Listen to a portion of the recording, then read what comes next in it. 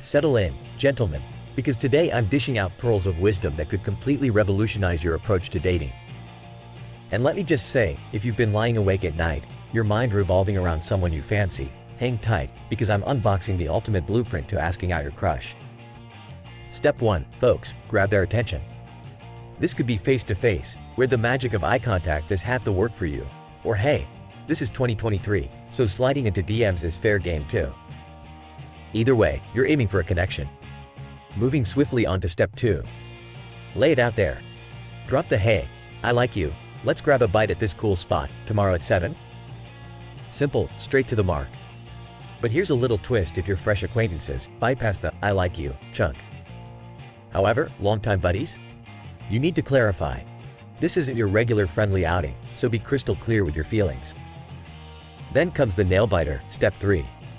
Hit them with the invitation, maintain confident eye contact, and hush. Just wait for them to respond. It sounds too simple, right? But truth is, folks, the die is cast pretty early on when it comes to attraction. They've already made their choice, and it comes down to this: they're either on board, crafting an excuse, or serving you a flat-out no. Now, why rush this? Because time is your most prized asset. Better to spend it scoring dates than pining over someone who might not even be looking your way. The faster you learn their stance, the quicker you can either dive into the dating pool or use any rejection-fueled pain to spark a transformation. It's this very pain that hones your irresistible qualities, because, let's face it, confidence and happiness are infectious.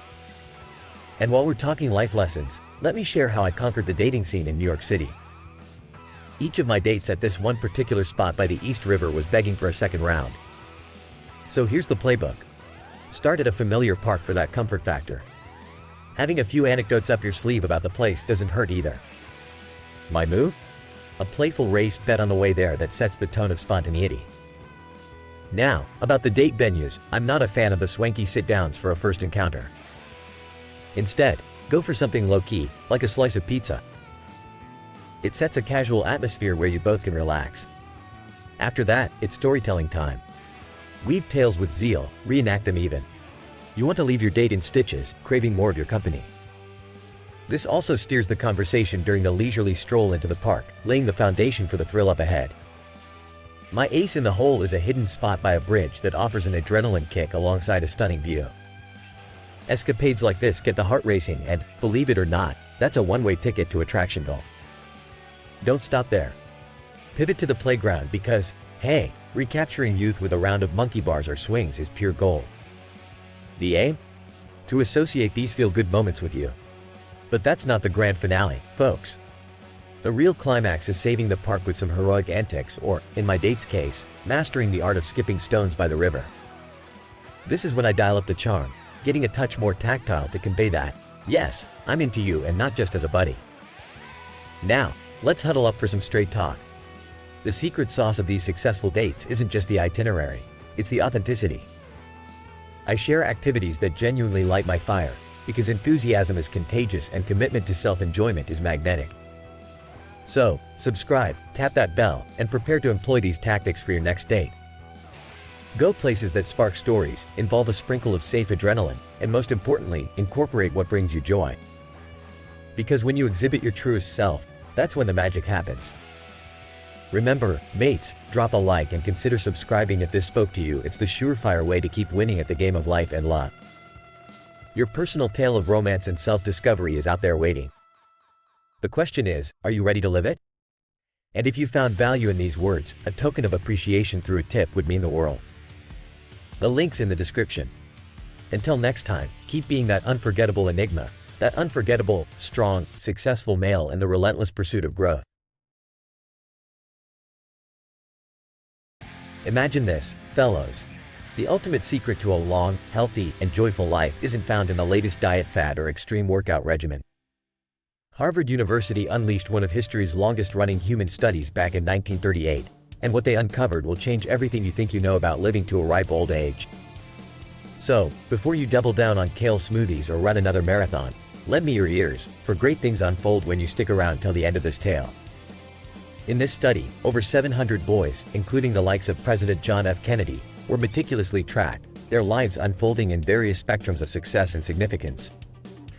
The study branched out, roping in their families and etching a rich tapestry of data spanning generations, lifestyles, and milestones. Contrary to initial bets on IQ and genetics holding the aces, it was the soft power of social ties that trumped all.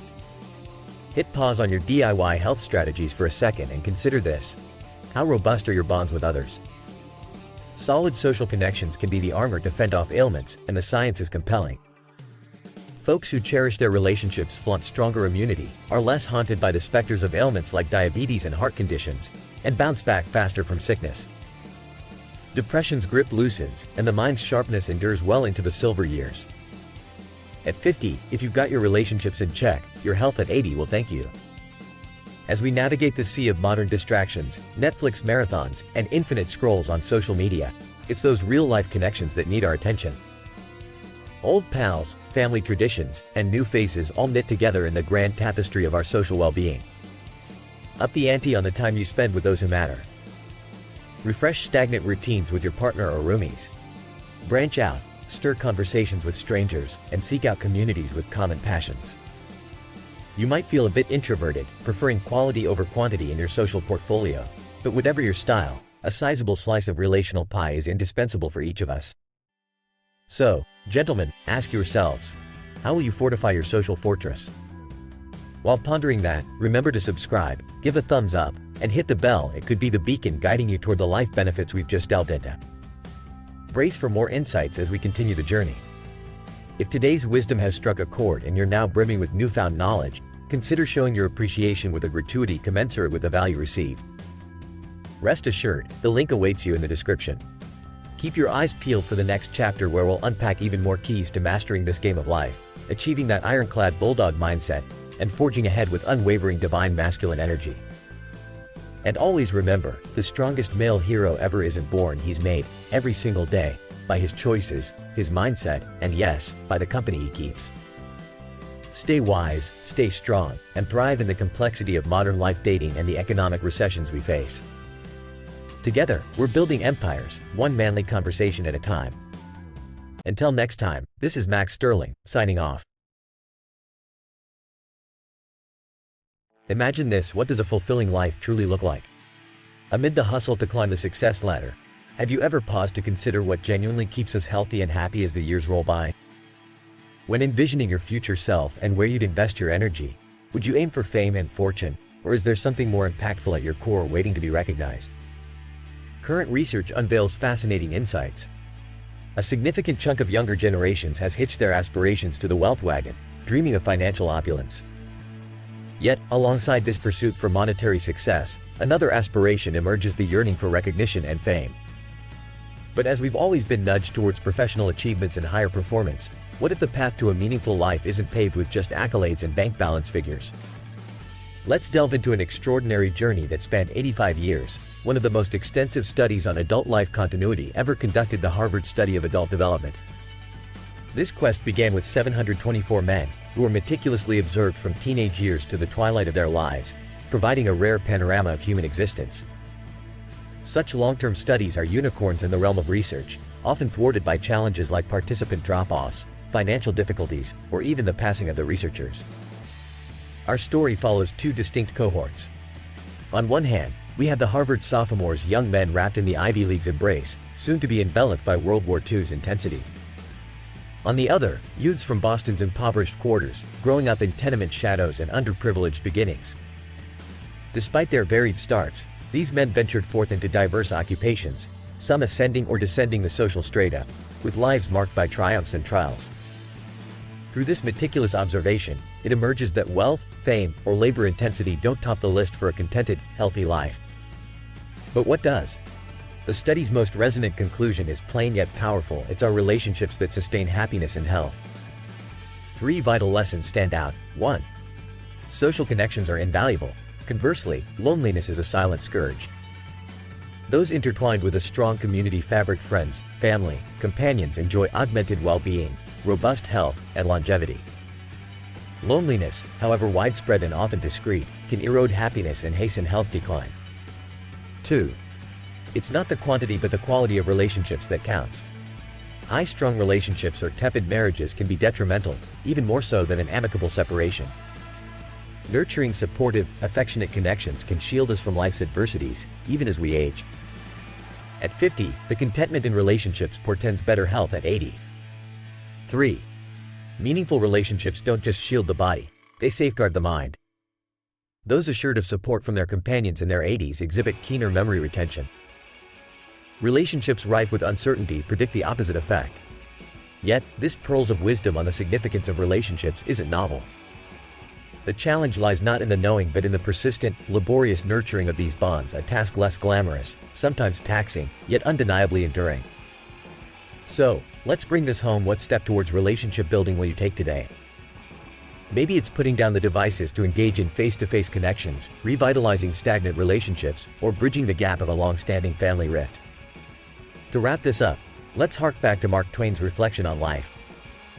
It's too short for pettiness and regrets. We have only fleeting moments for love, and it's in such moments that lives of purpose are crafted. As we close today's insightful journey, I'm mindful that good relationships are the cornerstone of the good life. And if you found this conversation thought-provoking, consider showing your appreciation through a gesture in the description.